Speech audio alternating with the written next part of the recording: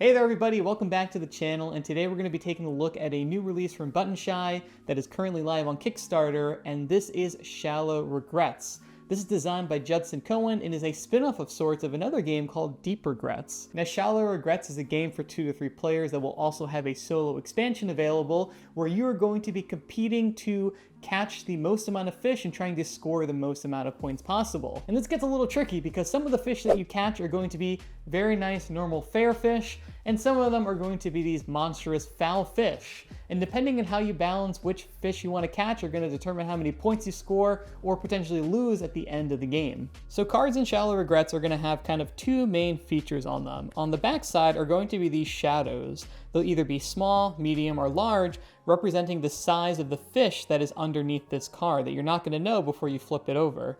Once you do flip over a card, you're going to see a couple of things here. You're going to see the name of the fish, you're going to see if it is a foul or fair fish, that's represented by this green or either blue background. You're going to see over here the number of points that it's worth. This fish is actually worth a -1 point, but you're also going to see these little hooks here, and this is going to represent the amount of strength that this fish is going to give you. And that is important because if we look at a medium-sized fish that is a 1 to 2, you're going to see that some fish are going to have this number on the top right here, and this is going to tell you how much strength that you need in order to catch this fish. So if we had this in front of us already, this rot fish, they gave us 2 hooks, that would be enough strength to catch this giant octopus here. And lastly, we have the big fish here, this kraken, that's going to need a whopping 5 strength in order to catch, but it's going to give us 5 points at the end of the game.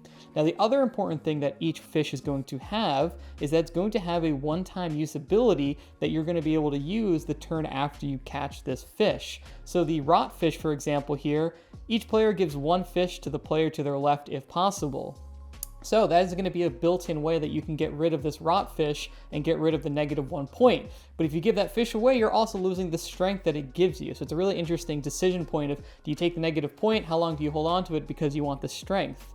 Some of them are more defensive here. So the giant octopus, you can swap this fish with another player's fair fish. So this one can exchange itself with any other blue-colored fish. And the kraken here is worth a whole bunch of points, but you can see it has no text here, meaning that it has no ability. So at the start of the game, you're going to take all these different fish, you're going to shuffle them together, and then you're going to form 6 piles of 3 cards that are going to be called the 6 shoals that you're going to be fishing out throughout the game. So at the start of a game of Shallow Regrets, this is what your game might look like. And now it's important to note that there are setup rules that you need to have at least 3 piles of zeros, so you can't get like into a locked position at the start of the game where no one has any strength at the beginning so they can't catch any fish. So what you're actually going to do on your turn is that you're going to draw 2 cards from these shoals. They can either be from the same one or it can be from 2 different ones. And so at the start of my turn, I'm going to take 1 0 and I'll take another 0. And you're going to look at these 2 fish. You're going to look at their strength requirement. Both of these are 0, and you're going to be able to pick one of the 2. So I could either take the lamprey or I could take the massive eyes. And you can see some of the different abilities here. So this turn, draw an additional card. So this lamprey ability would let me draw 3 cards from a shoal on my future turn, which gives me a couple more options. Or the massive eyes, which is look at all cards in one shoal and return them in any order. Now, another important thing to note is that a downside to taking foul fish is that the player at the end of the game who has the most foul fish is going to take a point penalty. So some of these abilities are really powerful, but you do risk losing points at the end of the game if you take too many of them. So maybe on my turn, I'm going to play it safe, and I'm going to take the lamprey, and I would put that in front of me, and that's going to kind of start my tableau of fish that I will have with me. So the last thing I'm going to do is throw this fish back into one of these shoals, and the only restriction is that if there's an empty shoal, you have to put a fish in it, and you can't cover up any of these 0 tiny shadows. So you can't like totally lock another player out and not give them any fish to pick from. So I'm going to go ahead and just throw it on top of this one, and then the next player would take 2 cards and catch a fish. Now let's say it gets back to me and I want to use this ability. The important thing to note about abilities in Shallow Regrets is that these are 1 time per game. Once you exhaust them, they are done for the rest of the game. Important to note that there are some cards that might cause you to give fish to other players, and if that ever happens, this does not refresh. So these abilities are used once by the entire game, and that's it. So these are going to be really powerful, and the kind of decision point of when you use them is really important because they are only 1-time use. So let's say I want to use it. I will kind of turn it to show that it's exhausted. And now I can draw 3 different cards. I'm going to draw one of these, and one of these. So I would look at these 3 cards, and again, I'd look at the amount of strength that I need. This one needs 2, this one needs 2. So unfortunately, I only have 1 strength for my lamprey, so I wouldn't be able to take any of these 2. And I knew the massive eyes was the other one there because I put it there, and so I would say, okay, I'm gonna keep that one, and then I would throw these 2 back into the ocean.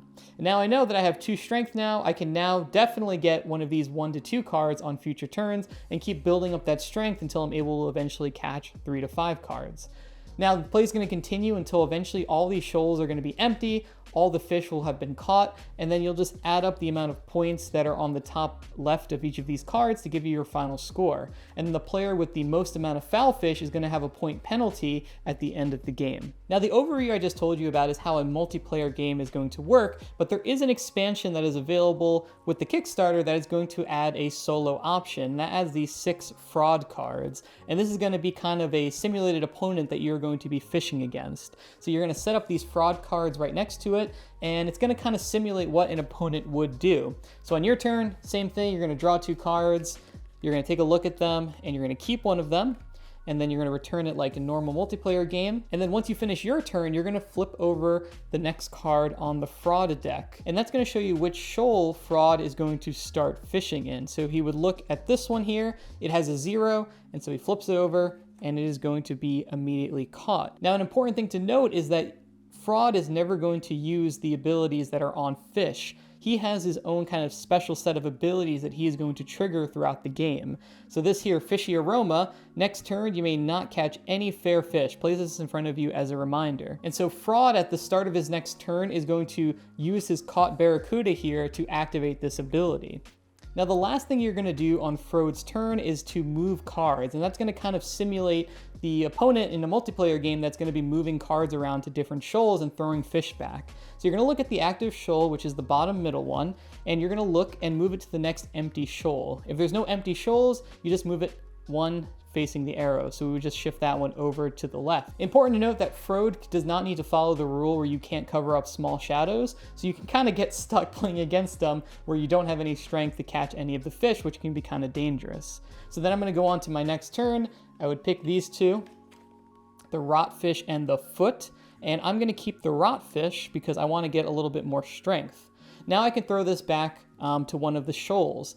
An important kind of strategic thing is that there's 6 cards, and that's going to represent the 6 different shoals. So as you get to the bottom of this deck, you kind of get a good idea of where Frod is likely going to fish from. So if you want to kind of set him up and you want to give him -1 point with the foot, you kind of have a good idea of which one he's going to fish from. Obviously we're early on, so I don't really know, but I know he's not going to fish from this shoal until the start of the next turn. So at the start of Frod's next turn, he's going to activate the ability that is on the active Frod card. So he's going to exhaust this. You just move it over here to, remind yourself that it's exhausted, and then this ability is going to go into effect, meaning that on our next turn, we cannot catch any fair fish. So if we draw any blue fish, we're not going to be able to catch them, which is going to be pretty annoying.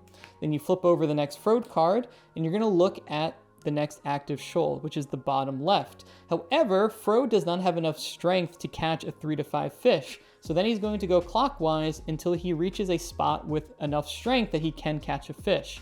So he would go here, this is a 0, so he would catch this massive eyes here. And so play is going to continue like this until all of these shoals are empty and all the fish are either caught, or until someone doesn't have enough strength to catch any more fish. And then you're going to calculate your points similar to a multiplayer game. And if you beat Frod, you win. And if not, I guess you get turned into a fish person or something. And if you're enjoying the video, please consider liking and subscribing to join the channel. I do a lot of previews and reviews and list videos and all sorts of board game content, and I would love to have you on board. Anyway, back to our monstrous fishing adventure. Now at its heart, Shallow Regrets is a push your luck game where you're going to be flipping over these fish cards that you don't necessarily know what they are, you don't know if they're fair or if they're foul, you don't even know if you're necessarily going to have enough strength because of those different strength ranges to actually catch the fish. Do you take the larger fish that you might just barely be able to catch, or do you just play it safe going for lower scoring fish that you're going to be guaranteed? It's an interesting little decision you have to make on each of your turns. But there's 2 things in this game that I think really set it apart and make it really interesting and fun for me.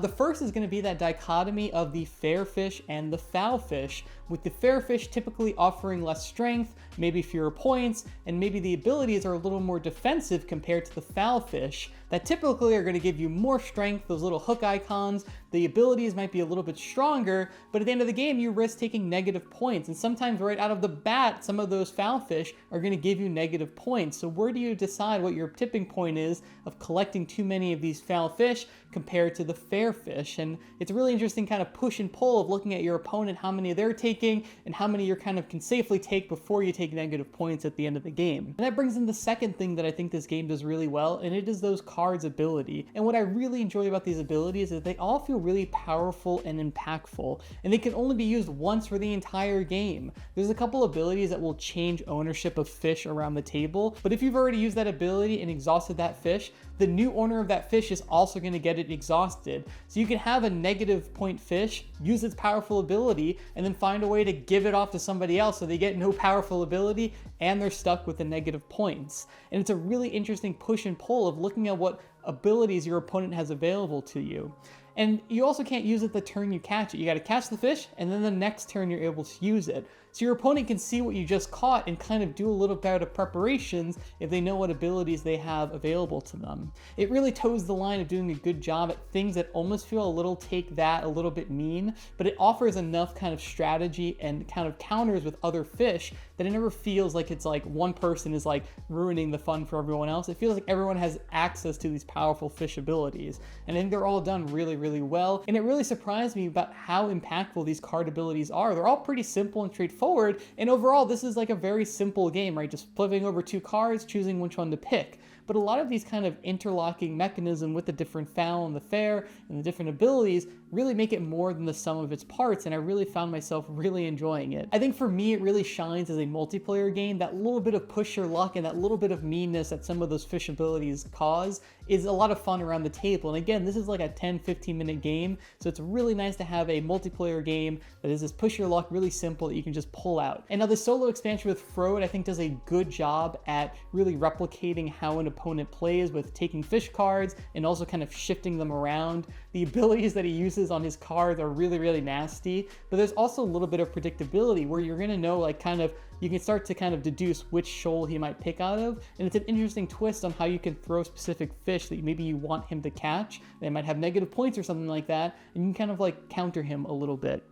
I think for me, I still like it a little bit more as a multiplayer, but I think for like a simulated opponent type of game, I think that the Frod, it's funny, I like the art on it, and it's a very fun opponent to play against. And now I also want to shout out the art in this game, also done by Judson, who is the designer of it, and it kind of marries this perfect mix of kind of cute, cartoony art with some of like the unnerving disturbingness of these foul fish and these like kind of creatures. And it feels bright and colorful, and it's a great example of a game that has these mechanics that feel light and push your luck and fun with this art style that kind of just marries it perfectly. So like, I think just that art and that gameplay just really feel right together, and I love looking at these cards. It's so much fun to see these kind of like funky looking fish kind of start to grow in front of you as you catch them all, and it really adds, I think, to the kind of overall experience of the game. And while the actual rules of this game you can teach in like 30 seconds, it's one of those, they pull it out, okay, flip over two cards, if you have enough strength, keep the fish, throw the other fish back. It is super, super simple to teach, but these different card abilities and the kind of nuances of how these different cards interact with each other and the types of abilities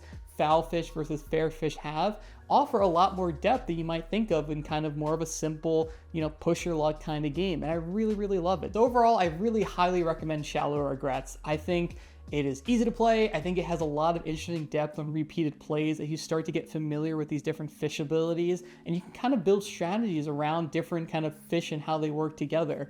And I think it's just like a perfect representation of a button shy game where it's compact, it doesn't take up a lot of space, but I think it offers a lot of interesting depth to that gameplay. And so if you're interested in getting Shallow Regrets, I will have a link down below in the description to the Kickstarter campaign, and I would like to thank Button Shy for sending over a copy for preview. And while they do provide the preview copy, they have no editorial input, and all the thoughts and opinion are my own. So I hope you guys enjoyed this video. I will catch you on the next one, and take care. Bye.